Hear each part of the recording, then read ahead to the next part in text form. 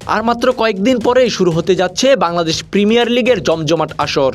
মাঠের খেলা শুরু হওয়ার আগে এখন প্রিয় দলের শক্তিমত্তা নিয়ে তর্কে ব্যস্ত সমর্থকরা। নিজ নিজ পছন্দের দলের প্লেয়ারদের অতীতের পরিসংখ্যান কিংবা বর্তমান ফর্ম যে যেদিক থেকে এগিয়ে আছে সেটা নিয়েই তর্কের ফুলঝুরি উড়াচ্ছেন দেশের ক্রিকেট প্রেমীরা। তবে সব টুর্নামেন্টের আগেই বিগত বছরের পরিসংখ্যান একটি বড় আলোচ্য বিষয় হয়ে থাকে, আর সেখানে বাংলাদেশি প্লেয়ারদের সফলতাই সবচেয়ে বেশি। মারমার কাটকাট মেজাজে রান তোলার এই খেলায় এখন পর্যন্ত সবচেয়ে বেশি রানের মালিক তামিম ইকবাল। বিপিএলের সবকটি আসর মিলিয়ে তামিমের রান সংখ্যা ৩,৪২২। এই লিস্টে পরের জায়গাগুলো দখল করেছেন মুশফিকুর রহিম, মাহমুদুল্লাহ রিয়াদ এবং সাকিব আল হাসান।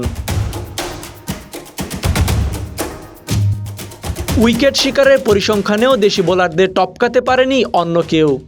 নিজেদের পরিচিত পিচে বোলিং করে বিপিএল ইতিহাসের সবচেয়ে সফল বোলারের নাম সাকিব আল হাসান।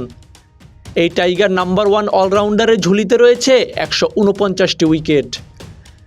এরপরের অবস্থানে আছেন দেশি দুই পেসার রুবেল হোসেন ও তাসকিন আহমেদের নাম।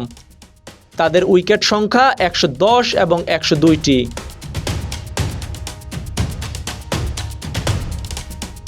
তবে ছক্কা হাঁকানোর প্রতিযোগিতায় সবাইকে ছাড়িয়ে গেছেন ক্যারিবীয় দানব ক্রিস গেইল। দ্য ইউনিভার্স বস খ্যাত এই ব্যাটার বিপিএলে মেরেছেন ১৪৩টি ছক্কা।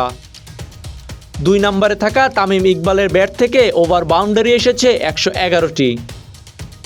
পরের আসনগুলোতে রয়েছেন মুশফিকুর রহিম, ইমরুল কায়েস এবং মাহমুদুল্লাহ রিয়াদ।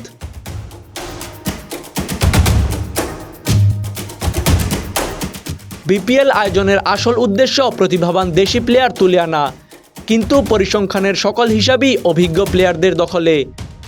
আন্তর্জাতিক প্লেয়ারদের দাপটে নিজেদের ঘরের মাঠেও কেন যেন খুব বেশি জ্বলে উঠতে পারেন না তরুণ ক্রিকেটাররা।